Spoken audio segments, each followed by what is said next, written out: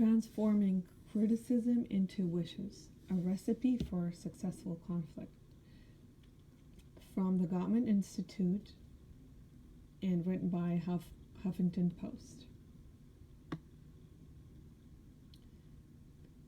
Transforming criticism into wishes, a recipe for successful conflict by Kyle Benson. In the heat of an argument, it's far easier to say what we don't want than what we do.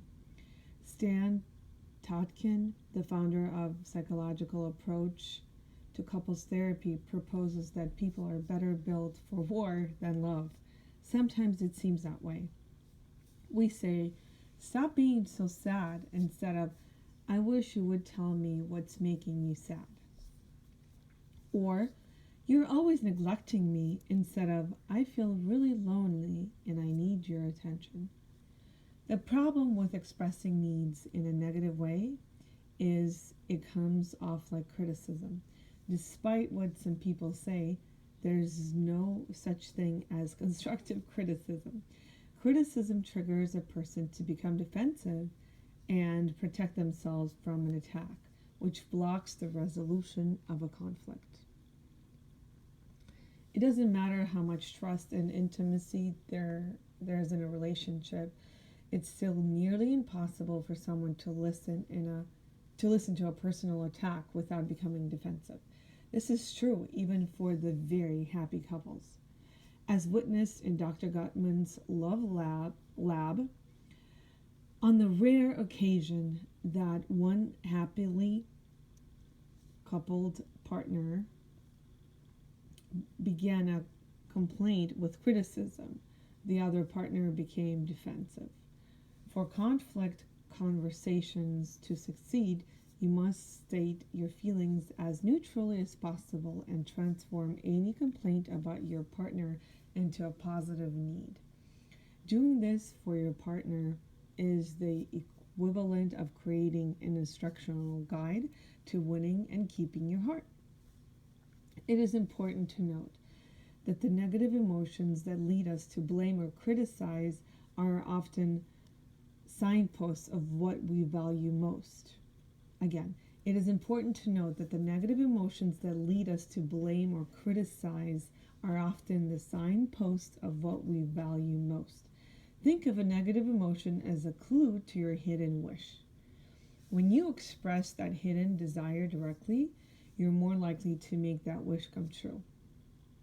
When you express that hidden desire directly, you're more likely to make that wish come true. For example, hidden underneath anger may be the feeling of loneliness. When you become aware of that loneliness, you can ask your partner for the things you need to feel more connected. In the weekly State of the Union meeting, Dr. Gottman has discovered that partners need to attune to each other before problem solving. After witnessing thousands of couples fighting, Dr. Gottman discovered that the masters of relationships did one powerful thing. They transformed their criticism into wishes. This is the second T in Dr. Gottman's Attune conflict resolution model for couples. ATTUNE. The courageousness of wishes. Blaming our partner for hiding our feelings by criticizing is easy. Speaking our feelings and fears requires a willingness to be vulnerable. Often this vulnerability is mistaken as a sign of weakness, but that couldn't be farther from the truth. Vulnerability is courageous. It's a willingness to drop your shield and expose the unguarded underbelly of your fears, doubts, and insecurities. Because of this discomfort, many of us avoid being truly vulnerable with our partners. I know I have done this in the past and sometimes still do. But as I have come to learn, owning my fears and insecurities, and then naming them in my relationships is actually a strength. As Brene Brown puts it, our willingness to own and engage with our vulnerability determines the depth of our courage. It also determines the depth of the emotional connection in our relationship. Often, with couples I work with, there are barriers to being vulnerable with their partners. For example, Chris and Christina found it really difficult to focus on the wishes behind their criticism. They were fighting over when to have a child. Christina was ready to make the leap into parenthood, but Chris was not sure it was the right time. Christina would get angry and leave the room when they would have a fight. This hit Chris' raw spot and pissed him off. In the State of the Union conversation, all he wanted to say was, "You're such a baby. You interrupt me and then walk out of the room, which makes me feel like a bad guy. No wonder I don't want to have a baby." But by owning his feelings and taking notes during their conflict conversation, he was able to turn his criticism into a wish. I want to be able to speak with you about how I feel about having a baby right now without you leaving the room and getting upset with me before I'm done talking. When Christina had the floor, she also made adjustments. Instead of saying, "You're out of control," "Whenever we disagree, you turn into a bully.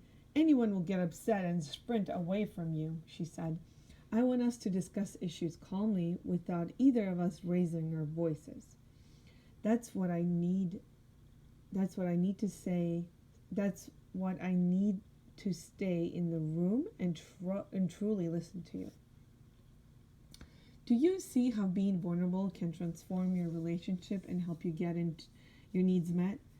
It's also important to not wait for conflict to happen to be vulnerable and express wishes in a positive way. Pay attention to the ways you can proactively be vulnerable with each other outside of heated conflict. For example, by saying, "Please slow down your driving so I can feel safe," rather than, "You're driving like a crazy person, slow down." You give your partner an understanding of why you're feeling the way you are, rather than blaming them for what you're feeling. Up next, we have now completed the speaker responsibilities in the State of the Union meeting. As a reminder to attune, ATTUNE, the speaker should focus on A, speaking with awareness, T, be tolerant of your partner's perspective, T, transform criticism into wishes.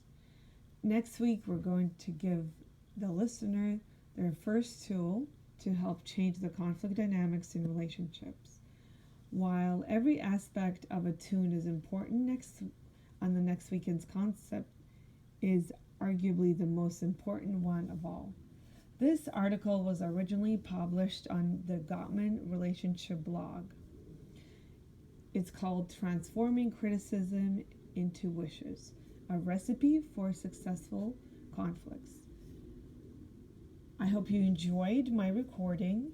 This is, if you do, please find the Facebook page, the Gottman Institute, and get more awesome CDs from them so you can make your life better and better.